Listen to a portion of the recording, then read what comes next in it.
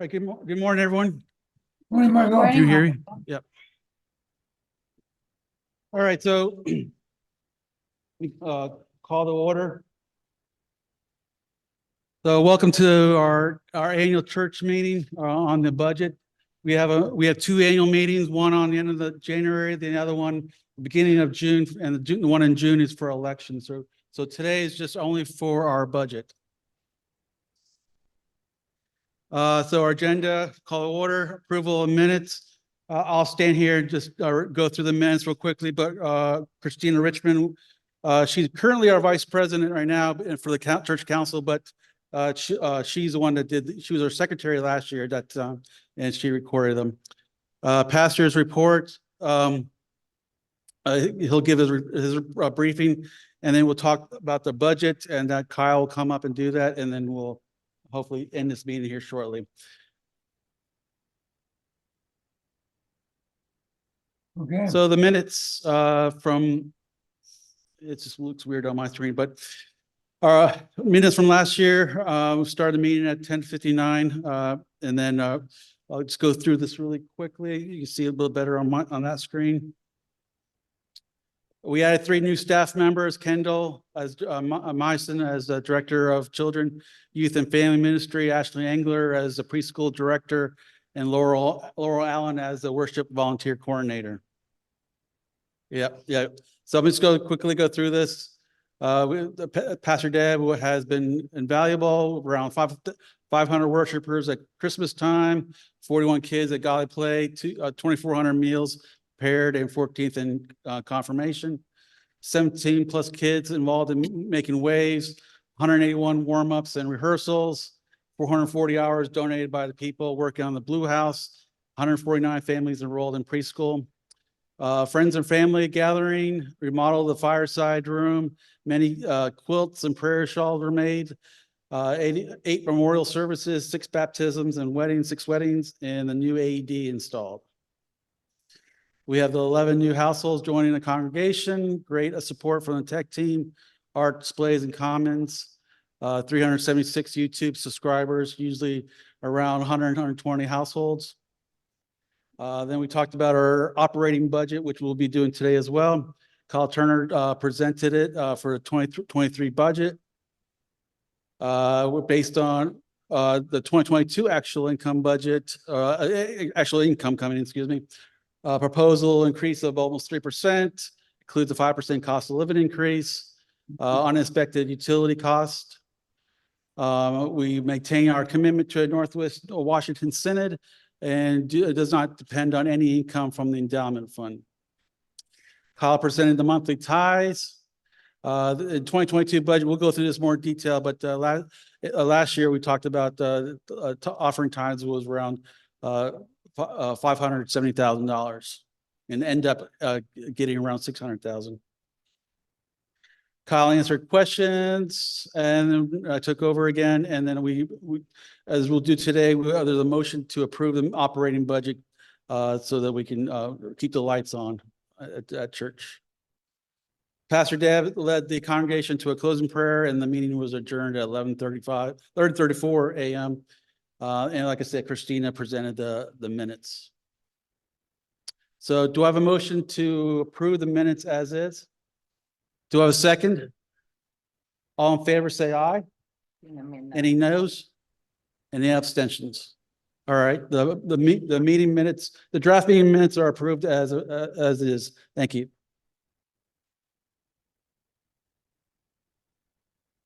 Yep. Thank you, President Marko. I'm going to try to go through some of these. And you know that my pitch is always that it's pretty tough to have a conversation about funding, about budgeting and those kind of priorities without context, right? After all, we're not just trying to pay the bills. It is the ministry. It is the outreach and the mission that we share. That really is the compass that drives all of this. So it only seems right to look back a little bit with gratitude and look ahead with some things that are important to us. So I'm going to see, you know, that we had several new hires, and Gigi is in the nursery, but she's not the only one. You know, we've done acolyte training, and we did first Bibles for some kids. And then we brought Karen to come along with kids art and music, or music and art, and they're at work even right now. And they have been fabulous in that work. Kids Club, and then Godly Play. We got a new round of volunteers, of folks helping out with all of those things. Confirmation's been a blast. There are more kids participating in confirmation now than there has been for years. And that just is a delight. Flames Engage, they get together on Wednesday nights and they have a grand time.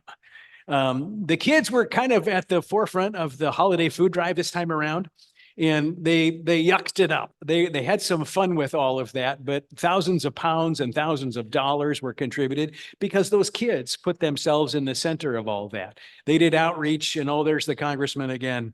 And then Ian, the star of the show, he helped to stuff a bus. The senior high kids, they went down, they've been cleaning beaches and doing all that. They do collaborative youth nights. And of course, then Dane has the Making Waves kids. There was a concert this last summer, and we got to hear from more. And also to know that Family and Friends Gathering, this partnership between the preschool and the congregation and the Synod. The Synod is so excited about Family and Friends Gathering that we get to do this project, this new community together. They help to fund it, we help to house it, and then we even make room for Pastor Squires to be right in the middle of it all.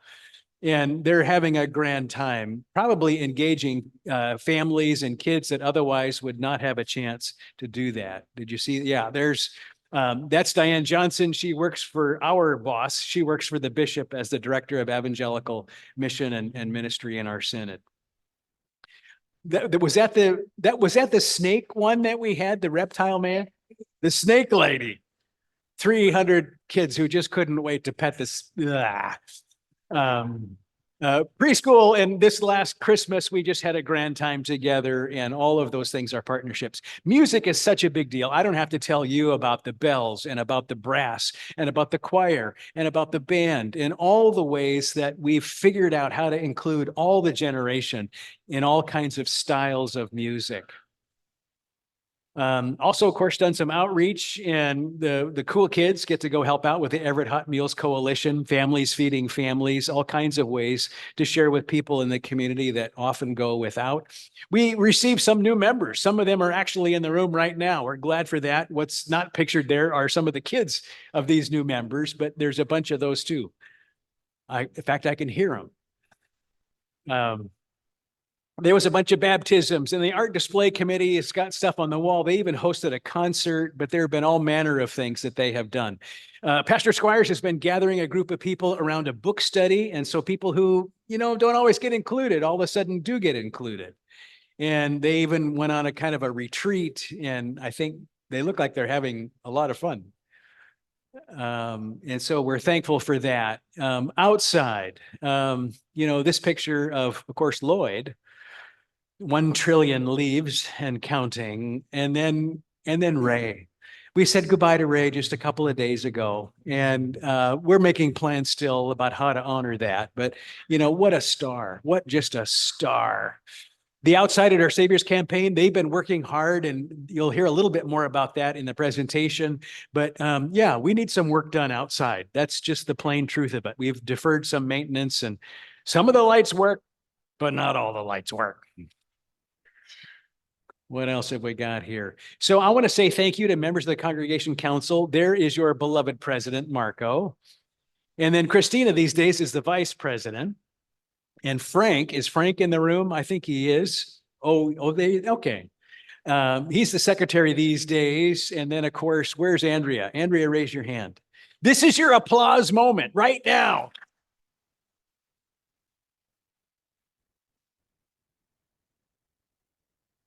There's a whole bunch of other people too that are serving on the council. And as you see those folks, you thank them. We also, of course, have folks working on the personnel committee. They make some important suggestions and guidance as we think about budgets. Is Jordan in the room? She's probably chasing kids right about now. Okay. She has done a fabulous job chairing that committee, and there are others involved in that group too. You can see their names.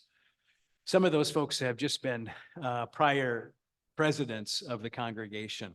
But of course, they get together because we have a finance committee too. And those are the folks who work pretty hard to make sure that we really do steward the dollars. We found the most flattering picture of Kyle we could. And of course, that's Chris Marl. You all know Chris.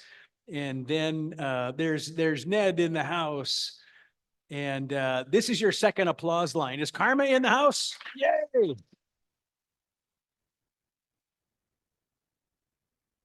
They all deserve applause. But the truth is, Karma is the one that we elected.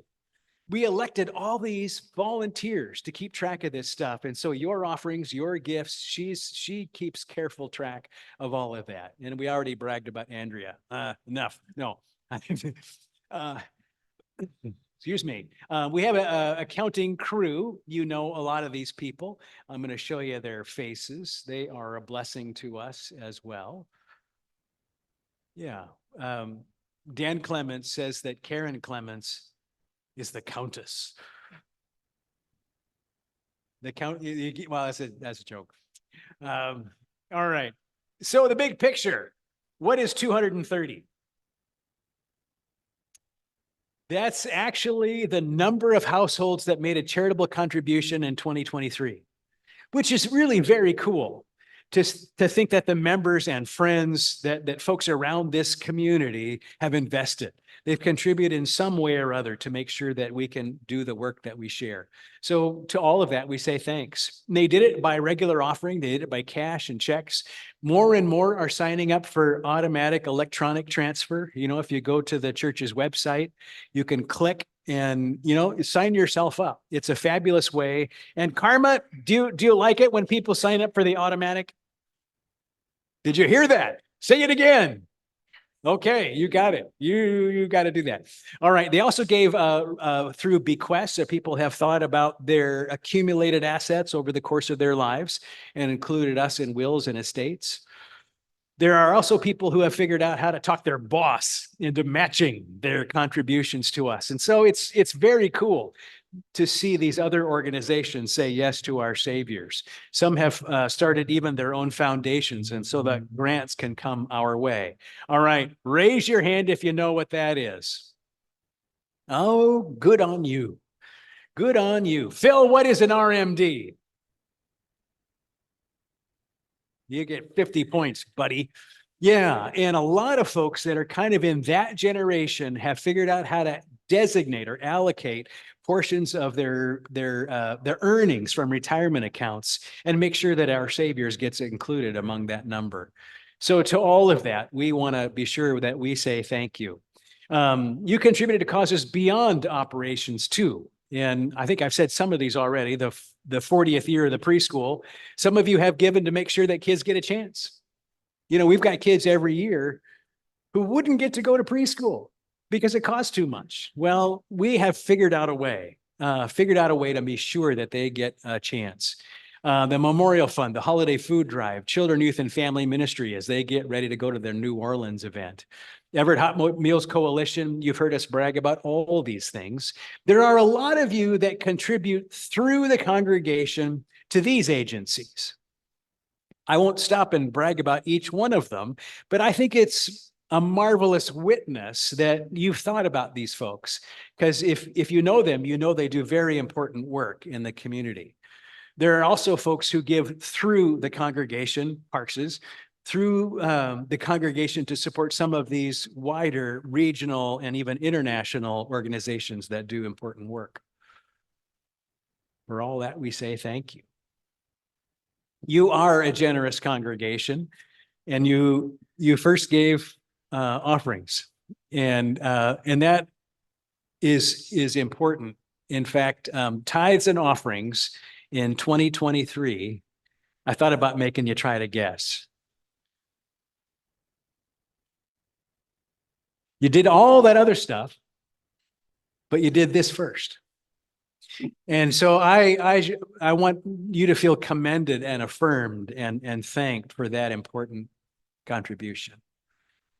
All right. what does an operating budget do? If Pat Good was in the house, he would tell you that's what keeps the home fires burning.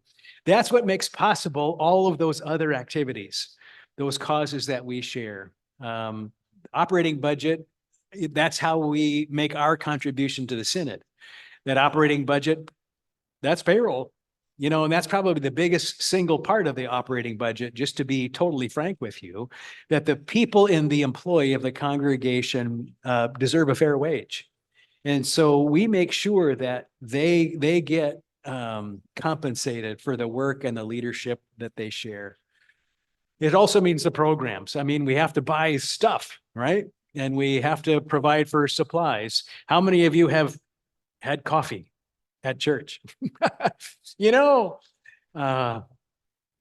Utilities, the lights come on. And there's, of course, repairs and maintenance, probably more this last year than we've seen for 100 years.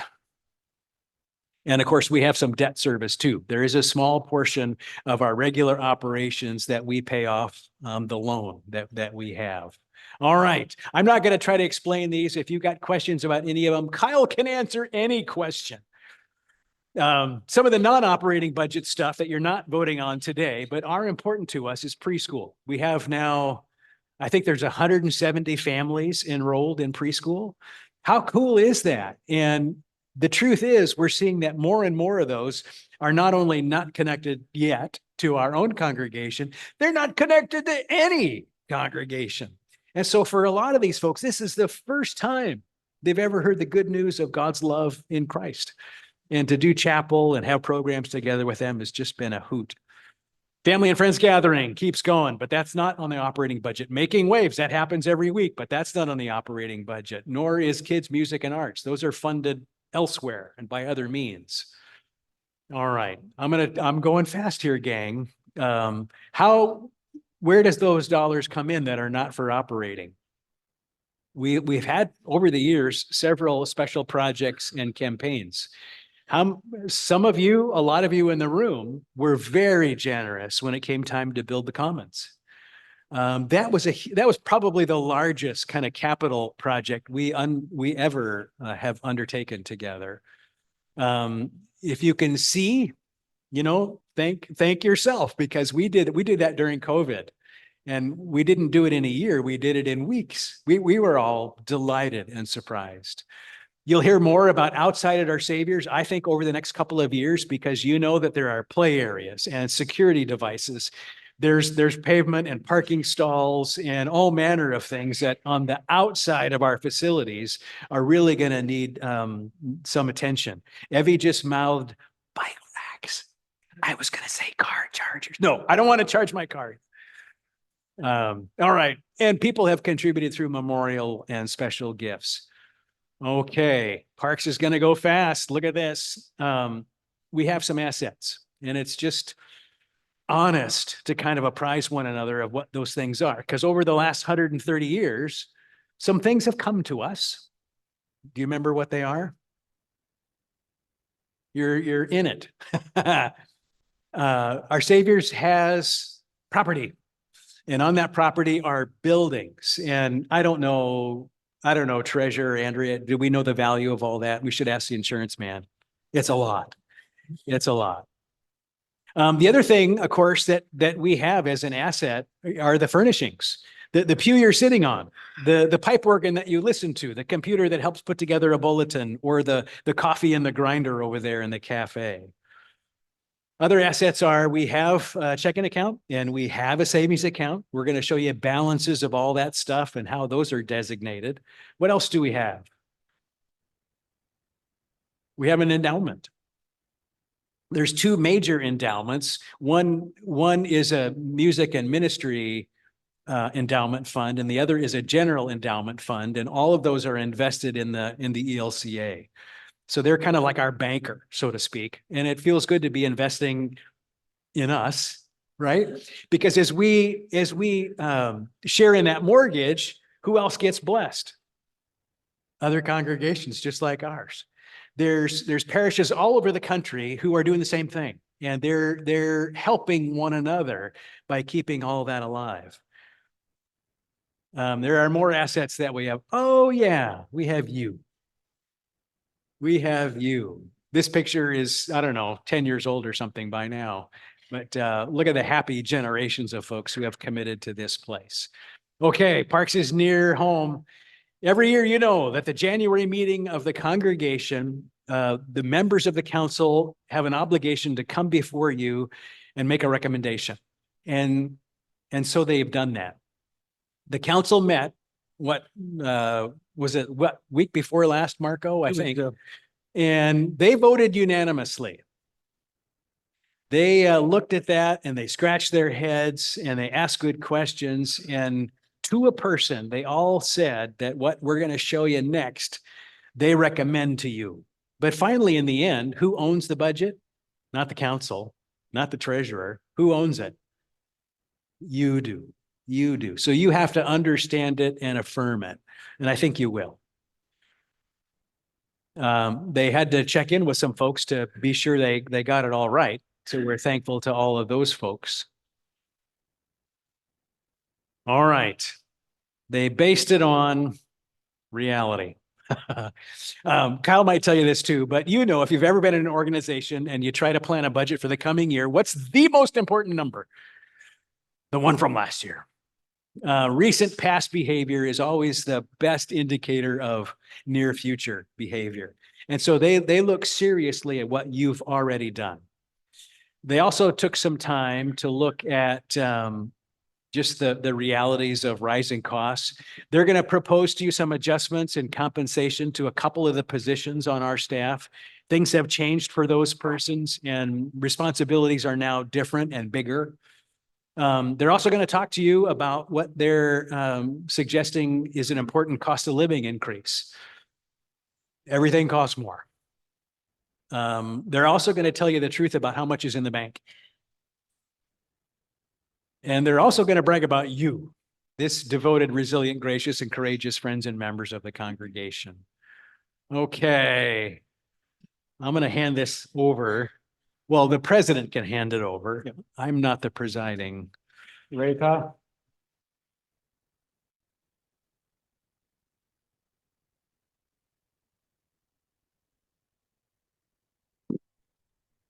Can you hear me okay? Okay, so now for the numbers. Two things to know about the numbers before we go into them. There are a lot of them and it can become mind-numbing, but all of them add up to very good news for our Savior's Lutheran. They really do, for which we are very grateful. The other thing about the numbers, this slide deck that we have here is available if you want to look at the numbers in more detail and spend more time with it. You can get this slide deck from Beth in the office. So here we are. If you look at the lower right-hand corner of that slide, that's the really good news. We outperformed in December of 2023. I think our budget number for tithes and offerings was 610, and we came in at 631. So that is really, really good. Thank you for that.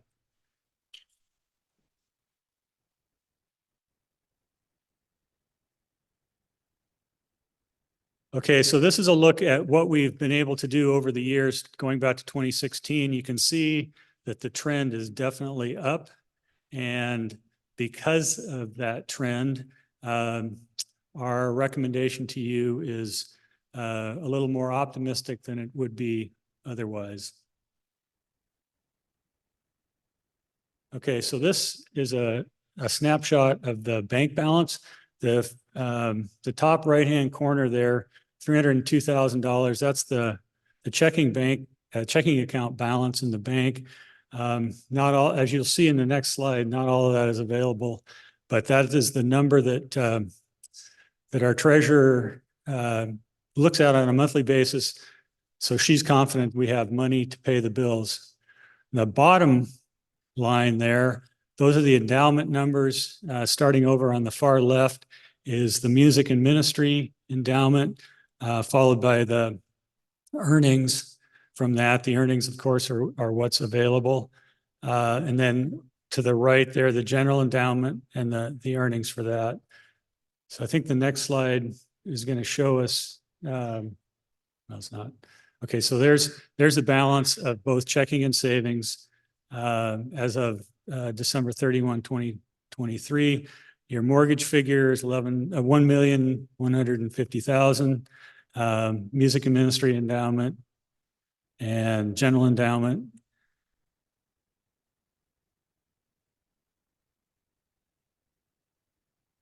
Okay, so going back to that 303 number in the checking account, the reason that not all of that is immediately available is that that includes the fund balances. So memorials, columbarium, the food drive, Min and Mission, all these organizations within the congregation have funds that are segregated, and that's the total there at the bottom, 149,000.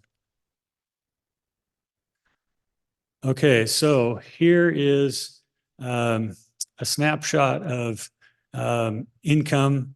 As I said earlier, we were aiming for 610 in 2023, the top line there in the center.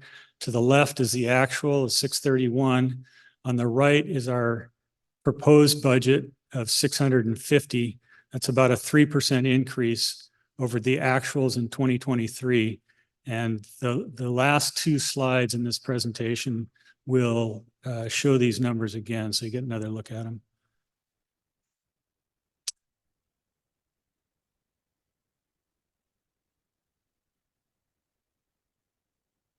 Okay, so this would be the total budgeted and the actual.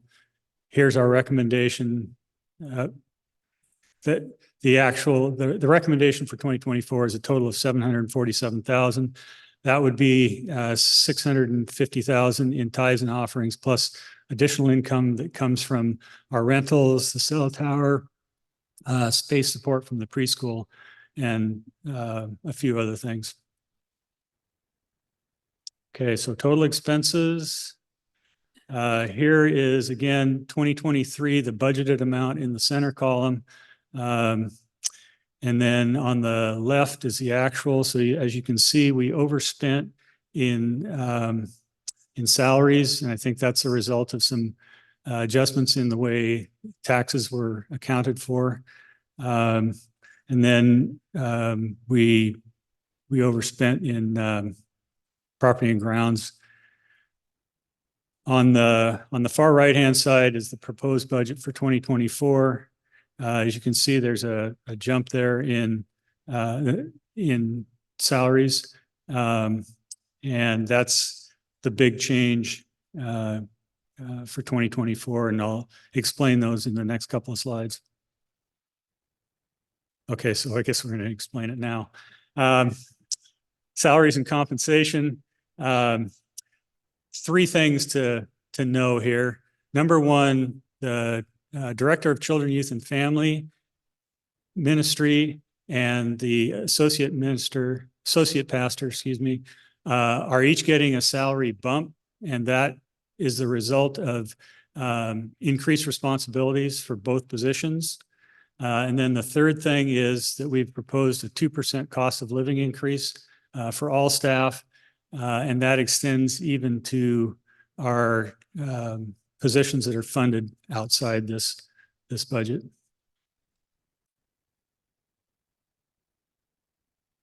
Okay, so here's a list of our employees.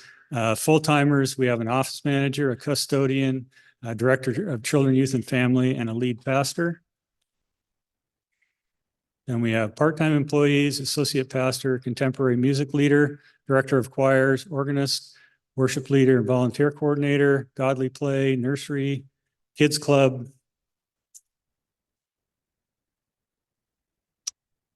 Okay, so this is just an explanation of the fact that Making Waves and Kids and Arts are funded outside the operating budget. We also have a preschool, as you know, and they have 18 employees. We have money coming in from the ELCA to help support the Family Friends gathering.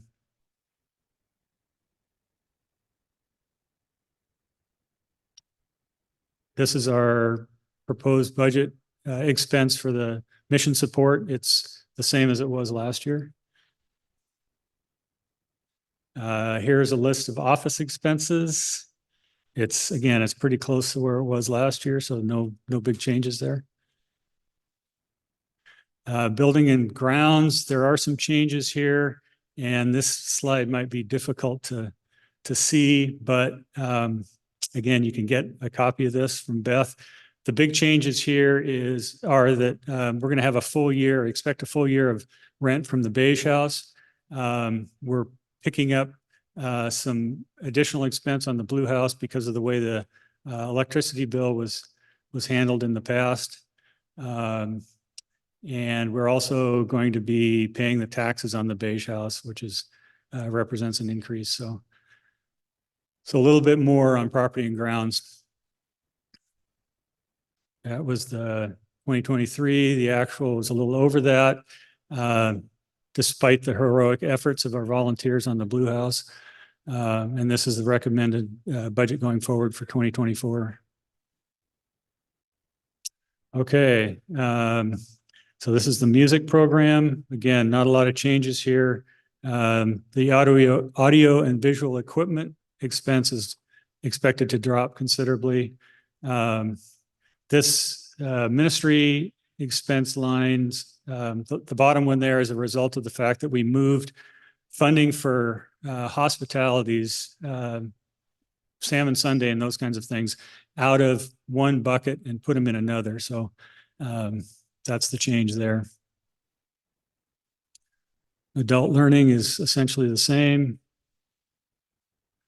Okay, miscellaneous expense, again, not a lot of drama there.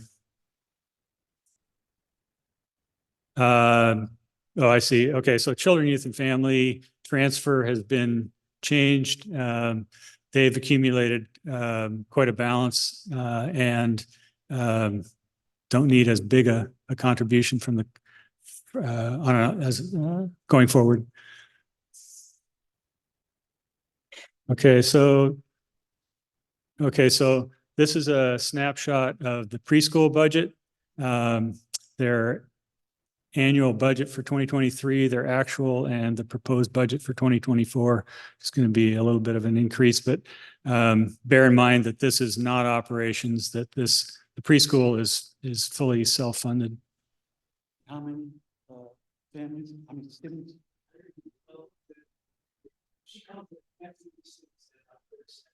That's a lot. Yeah. Great.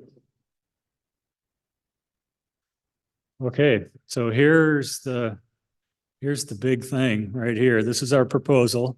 On the income side, $650,000 in tithes and offerings. Again, represents about a 3% increase, which is what we were able to achieve last year in 2023.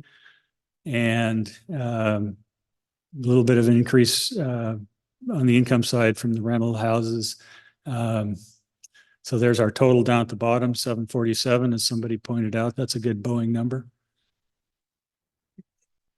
And then on the next slide is are the expenses. And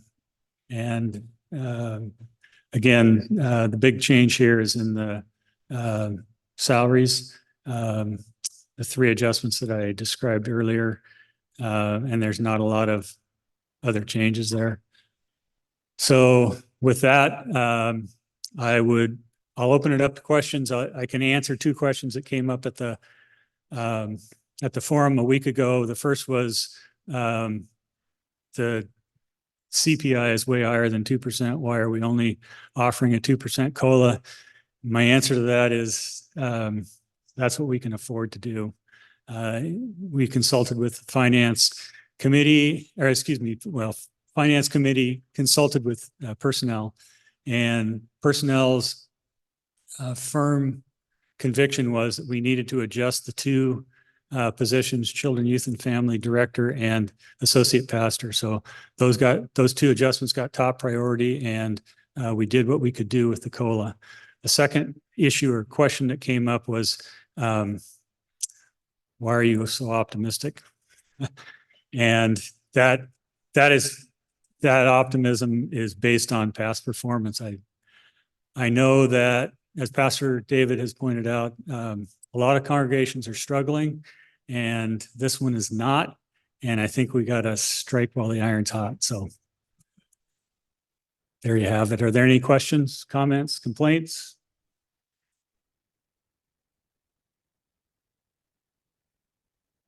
Anything online? There's nothing on chat, so. Okay, all right. Okay.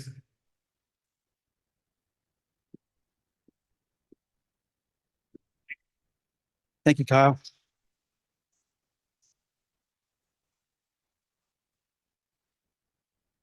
Was that the last slide, I think? Okay.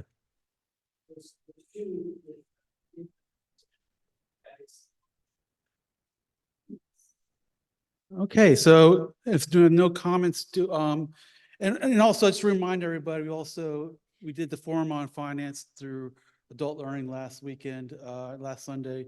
And if you want to hear some more details, we pretty much rehashed that all, but if there's some question, you might want to take a look at that. You can come back and ask us or Kyle or the church office if you have any other questions down the road. So with that, do I have a motion on the floor to approve the recommended budget that's been given to you? Do I have a second? Second. All in favor, say aye. Aye. Any nays? Any abstention? So the budget now has been approved for 2024. Thank you very much.